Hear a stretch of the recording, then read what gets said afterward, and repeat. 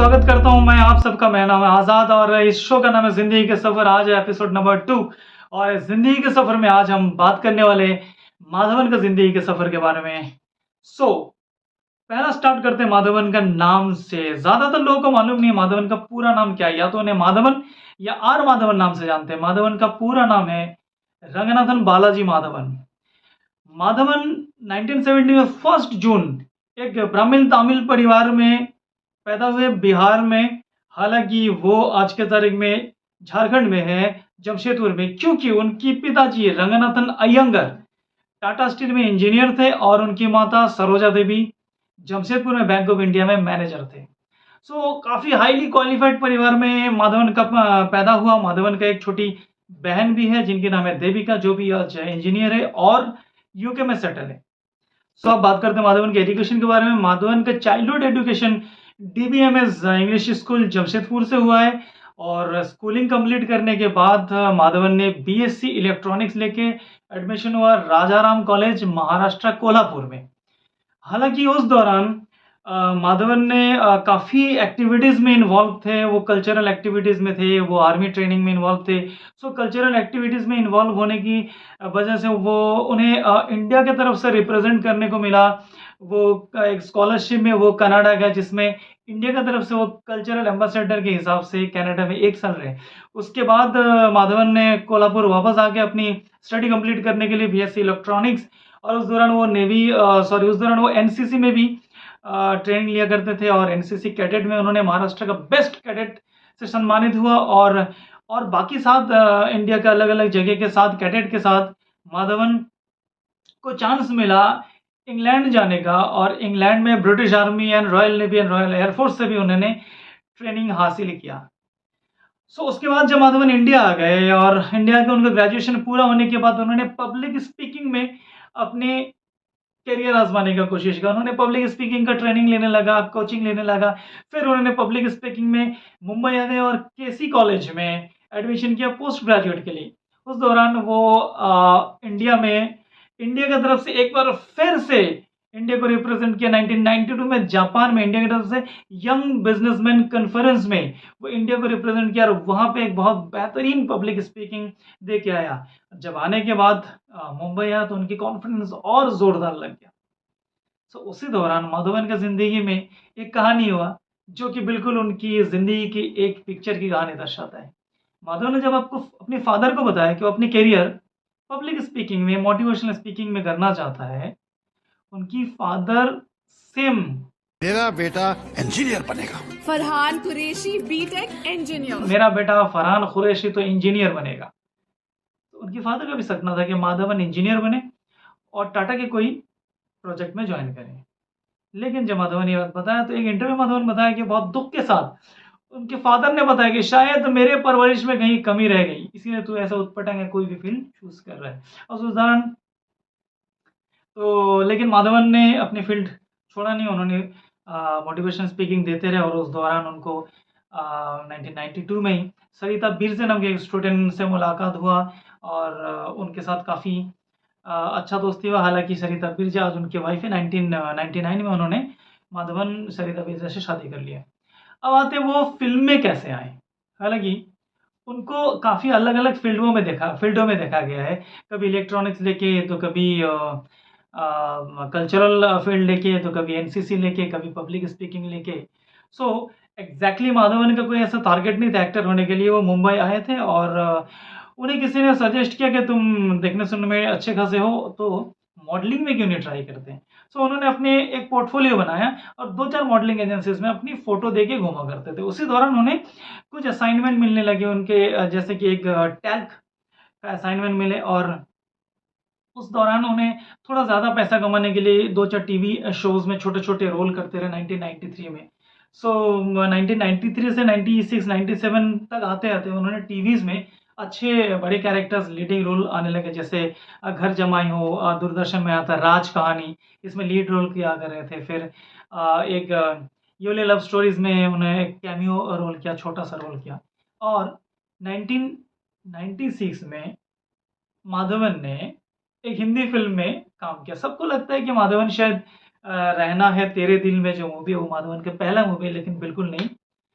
इस रात की सुबह नहीं होगी, उस मूवी में माधवन के कैरेक्टर किया। हालाँकि कुछ सेकंड के लिए ही माधवन आए थे।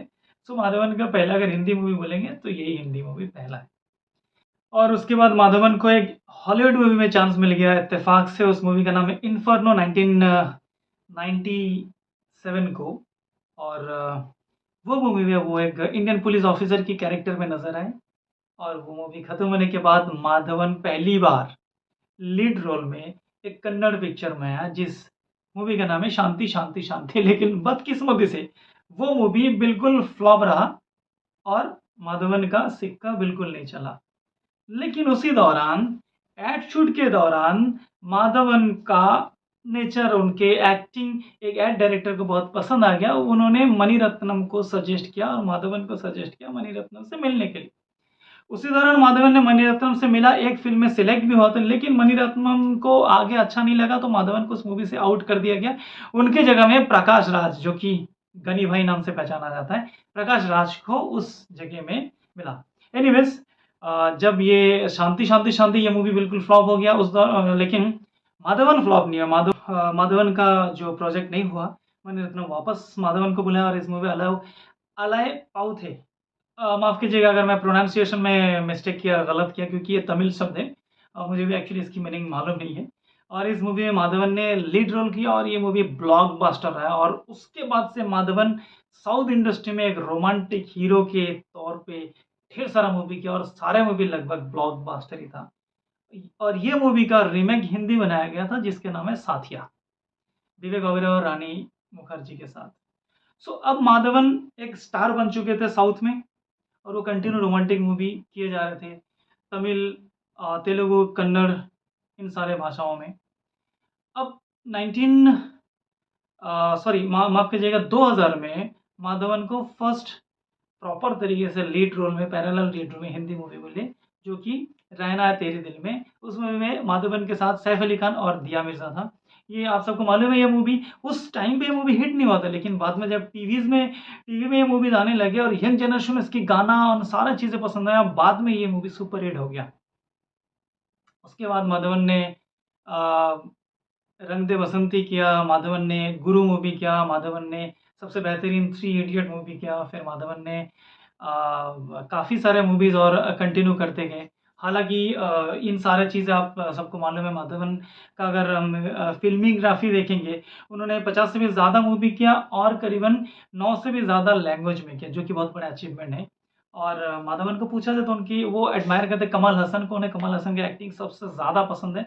वो एकदम डाई हार्ड फ़ैन है कमल हसन के। एनीवेज़, माधवन का अगर फ़िल्मोग्राफ़ी की बात करें तो आज हाल ही में 2022 को माधवन का बहुत बेहतरीन मूवी है, जिस मूवी में वो खुद अलग-अलग भूमिकाएँ निभाए। वो खुद एक्टर थे, वो डायरेक्टर, वो प्रोड्यूसर, वो स्क्रीन राइटर, एवरीथिंग थे। वो उस मूवी का नाम था द नंबी इफेक्ट। और ये मूवी के लिए माधवन को 2023 के आईफा अवार्ड में बेस्ट डायरेक्टर अवार्ड से सम्मानित किया गया। अभी अगर आते हैं माधवन के अचीवमेंट में, तो माधवन के अचीवमेंट, उन्हें 4 बार फिल्म फेयर अवार्ड मिला, 1 बार Tamil state film fair award मिला और हाल ही में ये आईफा में उन्होंने बेस्ट डायरेक्टर अवार्ड मिला। इसके अलावा माधवन का अचीवमेंट, जैसे कि मैंने पहले ही बताया था, उन्होंने इंडिया की तरफ से कई बार अलग-अलग जगह में रिप्रेजेंट किया। और सबसे बड़ा अचीवमेंट एक स्टार का तो ये होता है कि उनकी फ़ैन फॉलोइंग ही सबसे बड़ा अचीवमेंट होता है। मैंने इससे पहले वीडियो में भी ये बात ज़रूर कहा है।